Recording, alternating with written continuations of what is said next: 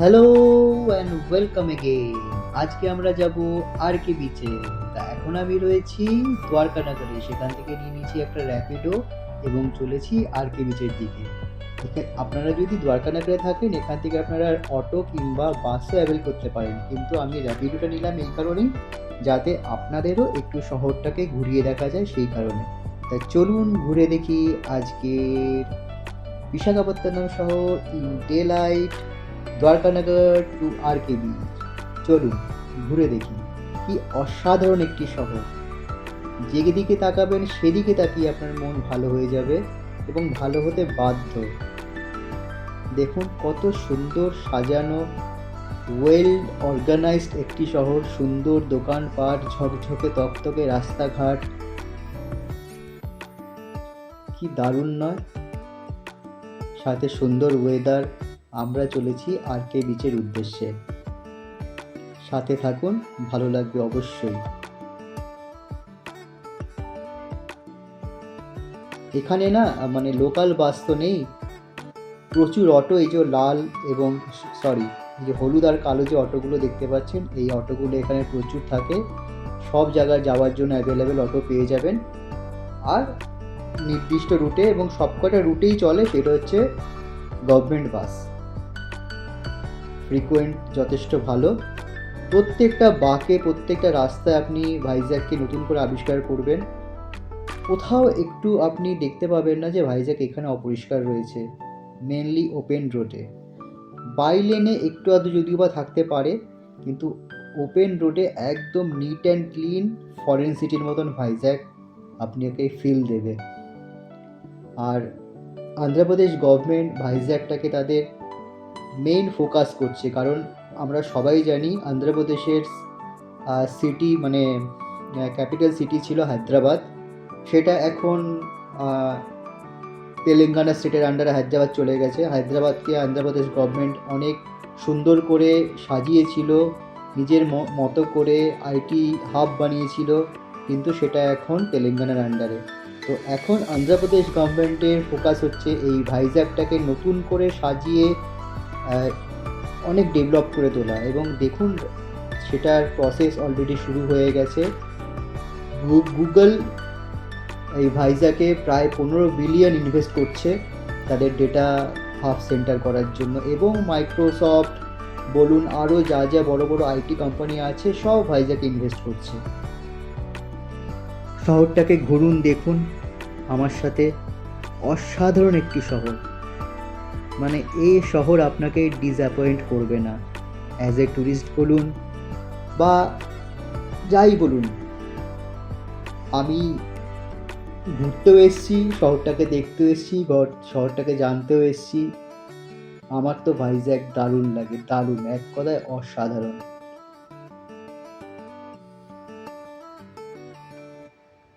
আজকে আমরা আরকে বিচ ঘুরে দেখব, এবং এখানে অনেকগুলো বিচ আছে, শুধু আরকে বিচ নয়। আরকে বিচ সব থেকে যেটা পপুলার বিচ বলতে পারেন এই সিটির ওপরে, সেটা হচ্ছে ঋষিকোন্ডা বিচ। তারপরে গঙ্গাভরম বিচ আছে, ভিভলি বিচ আছে, থোতলাকোন্ডা বিচ আছে। সবকটা বিচই অসাধারণ। একটু দূরে আছে ইয়ার্ডলা বিচ। ইয়ার্ডলা বিচ তো প্রায় ফরেন বিচের মতন, এবং এই সিটিটাও আপনাকে একটা আউট অফ দ্য ওয়ার্ল্ড মানে কোথাও ফিল দেবে, আউট অফ দ্য ইন্ডিয়া কোথাও ফিল দেবে। মনে হবে আপনি কোনো ফরেনেই রয়েছেন, এরকম মনে হবে সিটিটাকে দেখে। আমার তো তাই মনে হয়, এত অর্গানাইজ সিটি, এত পরিষ্কার পরিচ্ছন্ন সিটি হয়তো ইন্ডিয়াতে কোথাও আরও রয়েছে, কিন্তু সেখানে আমি গিয়ে পৌঁছতে পারিনি। যদি কখনো যাই হয়তো এই ফেজটা কেটে যাবে ভাইজ্যাগের কিন্তু এখনও ফেজটা কাটছে না। তো চলুন, আমরা প্রায় সমুদ্রে চলে এসেছি, দ্য মোস্ট অ্যাওয়েটেড আরকে বিচ। এবং আরকে বিচের ফুল ফর্ম কিন্তু রামকৃষ্ণ বিচ। হ্যাঁ, পরমহংসদেব, রামকৃষ্ণ পরমহংসদেবের নামে এই রামকৃষ্ণ বিচ। একটি রামকৃষ্ণ মঠও এই পাশের বাইলেনে রয়েছে, সেটা অন্য আরেকদিন আমি দেখাবো। সাথে কালী মন্দিরও আছে রাস্তার ওপরেই। কোকো এরেনা, এরকম কোকো এরেনা এই বিচে অনেকগুলো আছে। কোকো এরেনা 1 থেকে শুরু করে প্রায় 7-8টে কোকো এরেনা এখানে তৈরি হয়েছে for shade, for beautification purpose.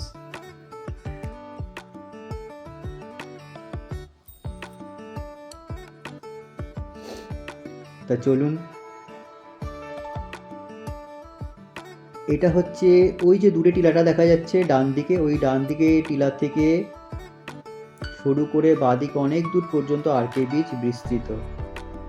একদম টিলার কাছে port area, dockyard area sorry. আর বিশাখাপত্তনম কিন্তু ইন্ডিয়ান নেভিদের একটা মেন ঘাঁটি।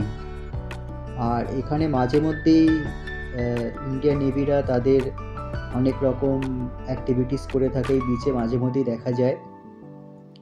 রাস্তার উপরে অনেক বড় বড় হোটেল আপনারা এখানে এসে দেখে বুক করে নিতে পারবেন। আর এখানে কিন্তু তুলনামূলকভাবে ভিড়টা কম থাকে, কারণ সে দীঘা কিংবা পুরীর মতন সবসময় অত একটা ভিড় ভাড়াক্কা এখানে এখনও হয়ে ওঠেনি। তার প্রধান কারণ হচ্ছে ল্যাঙ্গুয়েজ প্রবলেম একদম। এবং এই ভিড়টা কম থাকাই আমার মনে হয় ভালো, কারণ আমরা যারা একটুখানি নিরিবিলিতে ঘুরতে ভালোবাসি তাদের জন্য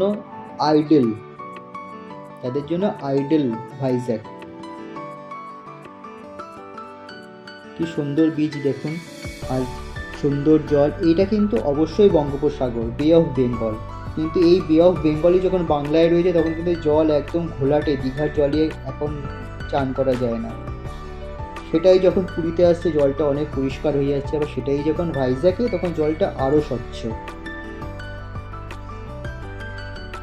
তা কেমন লাগলো আমার সাথে এই জাস্ট একটা শর্ট ট্যুর আরকে বিচের সাথে একটা সিটি ট্যুর, অবশ্যই কমেন্ট করে জানাবেন, একটু শেয়ার করবেন, যদি ভালো লাগে একটু সাপোর্ট করবেন। তা আজকের মতন এই পর্যন্তই, দেখা হচ্ছে পরের ভিডিওতে। ভালো থাকবেন, সুস্থ থাকবেন, টাটা।